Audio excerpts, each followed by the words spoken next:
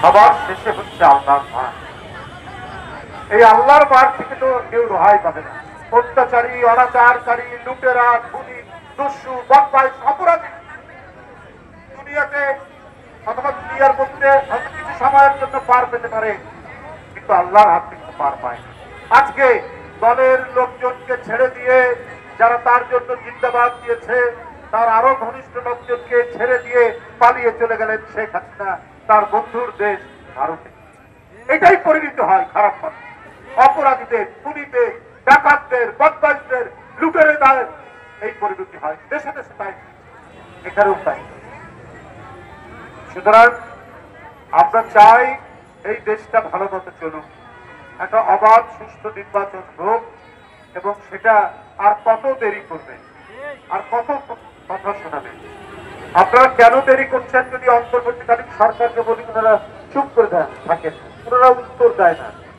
একসময় সংস্কারকে নির্বাচনে প্রতিদ্বন্দ্বী করে সামনে নিয়ে আসেন, এখন সেটাও বলেন, কিন্তু ওনারা কিছু বলেন না। যদি বলা হয় তারিখ দেওয়ার কথা, ওনারা বলেন যে কিচ্ছু বলেন, মাসের কথা সেটাও বলেন।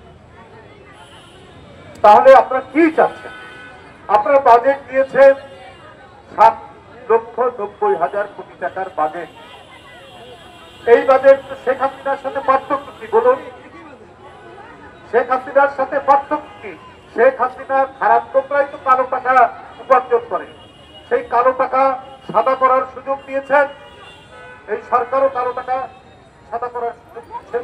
এটা তো অন্তর্বর্তীকালীন সরকার, এটা ডক্টর মোহাম্মদ ইউনূস সাহেবের সরকার।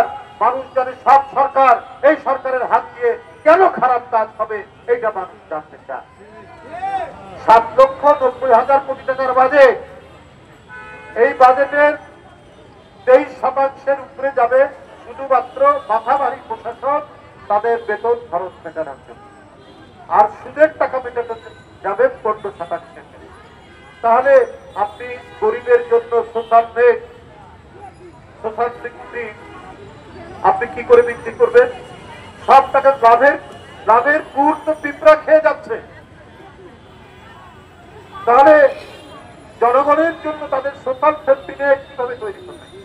আপনি স্বাস্থ্য খাতে, শিক্ষা খাতে বরাদ্দ কম। আমার দরকার তো শিক্ষা খাতে, আমার দরকার তো স্বাস্থ্য খাতে। মানুষের ন্যূনতম স্বাস্থ্যের চাহিদা, মানে স্বাস্থ্য সেবা, এটা তো রাষ্ট্র মেটাবে। ডক্টর ইউনূস সাহেব পৃথিবী ব্যাপী অনেক কথা বলেছেন। তারা আজকে যখন তার হাতে ক্ষমতা, তিনি তো গরিব মানুষকে ভালো রাখবেন। তিনি বলেছেন এক সময় যে আমি ক্ষুধাকে, দারিদ্রকে জাদুঘরে পাঠাবো, ডক্টর ইউনূস সাহেবের কথা। এখন দেখছি উনার হাত দিয়ে ওই সমস্ত লুটেরা, ওই সমস্ত ব্যাংক ডাকাতরা, তারা তাদের কাছেই তো কালো টাকা। তারা যদি কালো টাকা আপনার সাদা করতে পারে, আর আপনার হেলথ সেক্টর, আপনার এডুকেশন সেক্টর, অন্যান্য সেক্টর যদি আপনার বঞ্চিত হয়, তাদের যদি বরাদ্দ না থাকে, সোশ্যাল সেফটি নেটে যদি বরাদ্দ কম থাকে, তাহলে তো মানুষের কল্যাণের জন্য যে লড়াই আন্দোলন 15 বছর ধরে হয়েছে, সর্বশেষে ছাত্র জনতা তাদের আত্মহুতির মধ্যে দিয়ে শেখ হাসিনাকে পালিয়ে যেতে বাধ্য করেছে। আজকে তার পরিবর্তিত প্রত্যেকটি গণতান্ত্রিক রাজনৈতিক দল তারা ডক্টর ইউনূস সাহেবের অন্তর্বর্তীকালীন সরকারকে সমর্থন দিয়েছে যে আপনি দেশটা ভালো চালান। তার হাতের যে বাজেট, সেই বাজেট কেন আপনার গরিবকে আরো গরিব করা?